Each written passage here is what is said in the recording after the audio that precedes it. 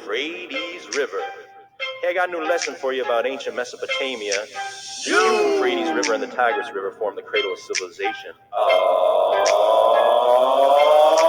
Akkadians long ago conquered Sumer, took control. Sargon led his armies in their chariots. They rolled by the Euphrates River, by the Euphrates River, by the Euphrates River, by the Euphrates River, by the Persian Gulfs where they found ancient ruins underground. Archaeologists did lots of excavation down by the Euphrates River, by the Euphrates River, by the Euphrates River, both the Euphrates River and the Tigris River used to flood, bringing lots of fertile mud.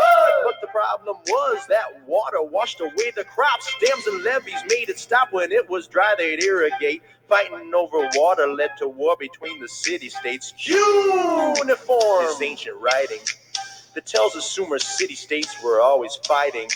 They were the first civilization in Mesopotamia. Then came the Akkadians who started empire mania. Akkadians long ago conquered Sumer, took control. Sargon led his armies in their chariots. They rolled by the Euphrates River, by the Euphrates River, by the Euphrates River, by the Euphrates River, near the Persian Gulfs where they found ancient ruins underground. Archaeologists did lots of excavation down by the Euphrates River, by the Euphrates River, by the Euphrates River, by the Euphrates River. King Sargon got real old, told his sons to take the throne, but the huge Akkadian empire would fall out of their control.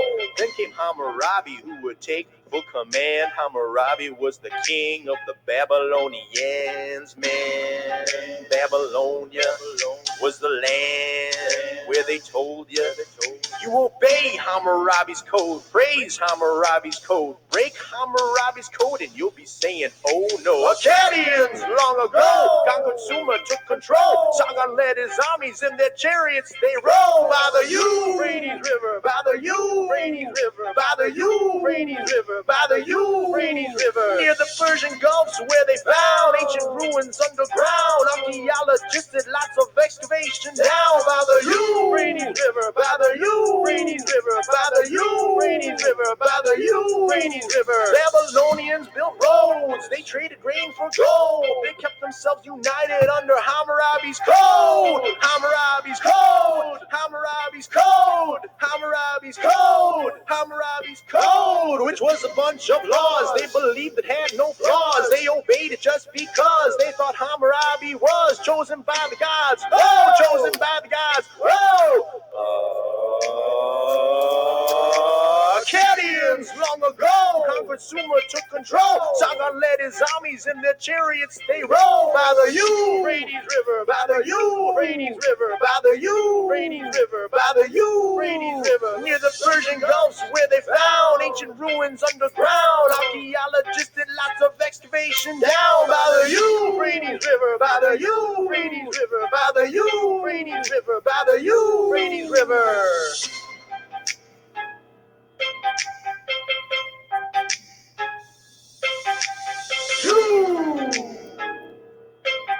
Mesopotamia!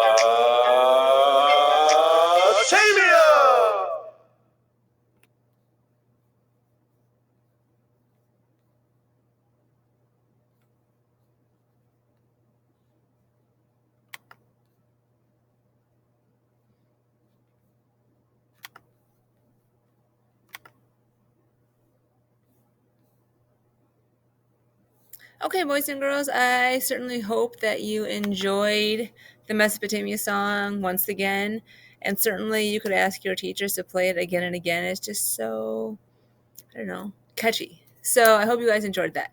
Anyways, we're on to document C, and I love document C, D, and E because they are laws right from Hammurabi's code. They're off the stele, and they're translated, and we can understand exactly what Hammurabi was putting down. Maybe not exactly why or what his intentions were, but we can certainly see these laws. So hopefully you had the chance to go through with your crew and talk about and debate and have different viewpoints on these laws as you're reading through them.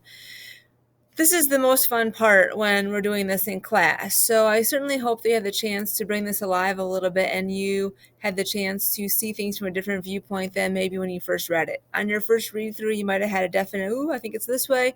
But then after listening, to somebody else, you might have thought, maybe not. I can understand a different viewpoint. So hopefully you have the chance to do that. We're going to go through these again and just make sure we have the right answers and that we're on the right path so that when you go through your CER, you can choose a side. Was Hammurabi's code just? Yes, no. So yes, Hammurabi's code was fair. Or no, Hammurabi's code was unfair. So you'll have to identify that. And we won't say yes or no in our claim. We'll get more specific about that. We will simply say Hammurabi's code was fair.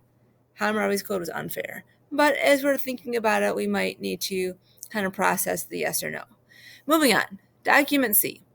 Law 129. If a married lady is caught in adultery with another man, they shall bind them and cast them into the water. So in other words, if a man or woman is married and they're having a relationship outside of their marriage, that's adultery or having an affair. And in this case with Hammurabi, he would bind them together, or the people would, and then throw them into the river. The idea of throwing them into the river comes from if they're able to escape and get out and swim to the edge, then they were not guilty. Well, boys and girls, that's a little bit of a stretch, because if you're already tied and bound together, then thrown into a fast-moving river that's deep, and you've never had a swim lesson in your life, you're probably going to drown, guilty or innocent. But that was one method they used to have the gods decide if they were guilty or innocent. And so the punishment was, if they were thought to be having an affair or committing adultery, bound and thrown into the water. So you can decide if you think that's fair or not. Law 148. If a man has married a wife and a disease has seized her, if he is determined to marry a second wife, he shall marry her. He shall not divorce the wife whom the disease has seized. She shall dwell in the house they have built together, and he shall maintain her as long as she lives.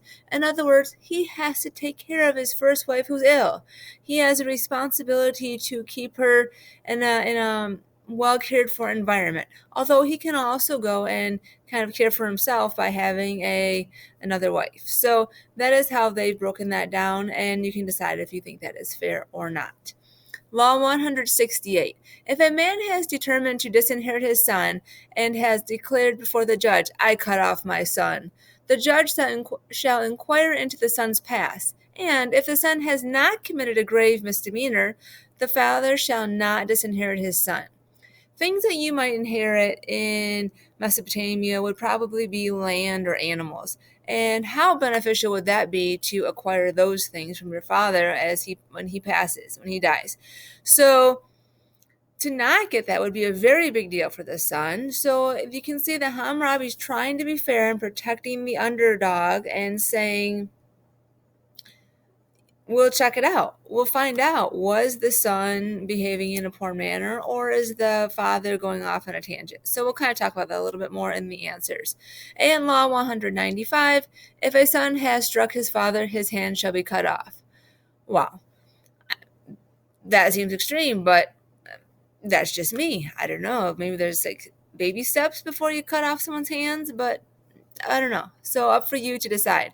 But I want to switch over to the answers for document C. So if you want to have your answers up, you could, if you want to be able to type in. If that's more of a distraction to you and just want to listen, that's okay too. You can do it either way. You can always go back to this video and add things in or look things up. So you don't really need to be typing in. But if you want to, it's okay. But be listening and thinking, and then be ready for debate later on. I can't debate with you because I'm on a video, but you can be thinking about things and have a debate with someone later on about these. So in Law 129, what does it mean to bind them and cast them into the water? Well, we kind of talked about that. In other words, you're going to tie them up or strangle them and then throw them into the water and drown them. Unless the gods decide they're not guilty and they are able to escape and swim to the shore, which doesn't happen. Okay, in Law 168, what does it mean to disinherit a son? That means they don't get the inheritance, whatever it is, and we discussed that in Babylonia. It would have been things like land or animals, most likely, maybe a type of money, but it would be mostly land and animals. Okay, and let's see, number 3.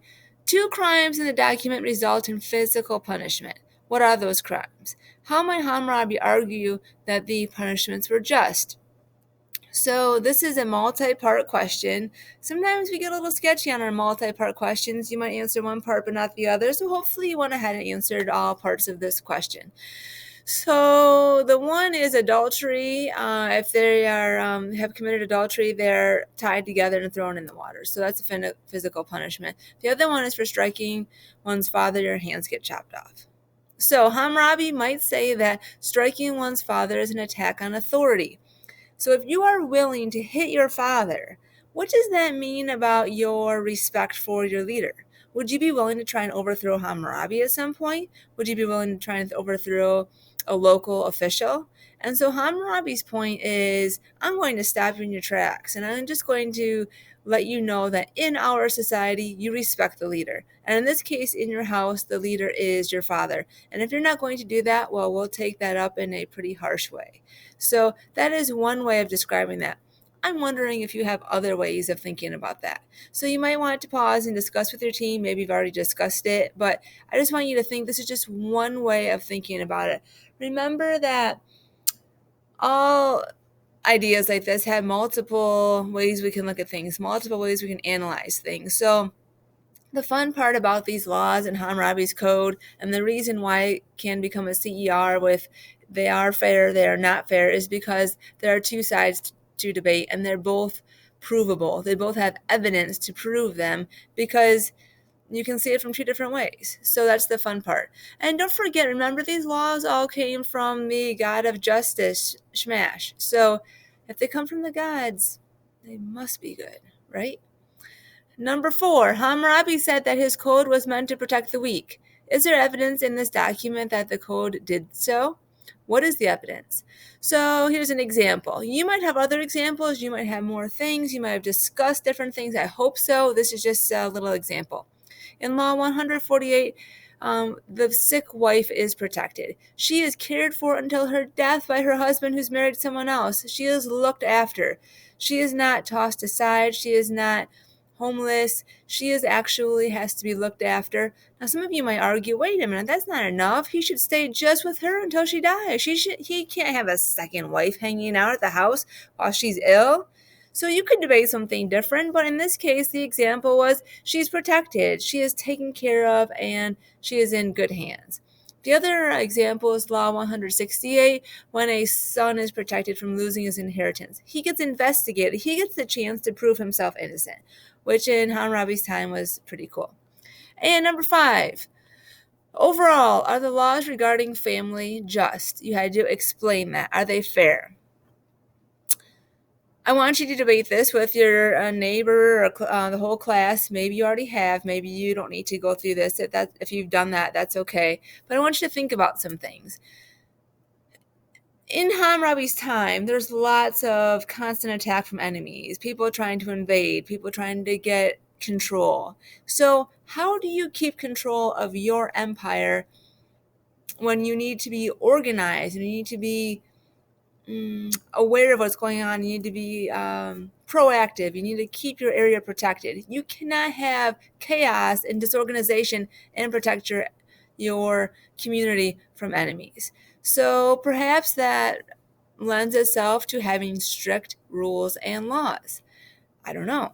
I wasn't in the time of Hammurabi, but I'm trying to put myself in those positions. I'm trying to think, what would it have been like in the time of Hammurabi? How can I compare it to myself right now? And do I think that some of these things are on target?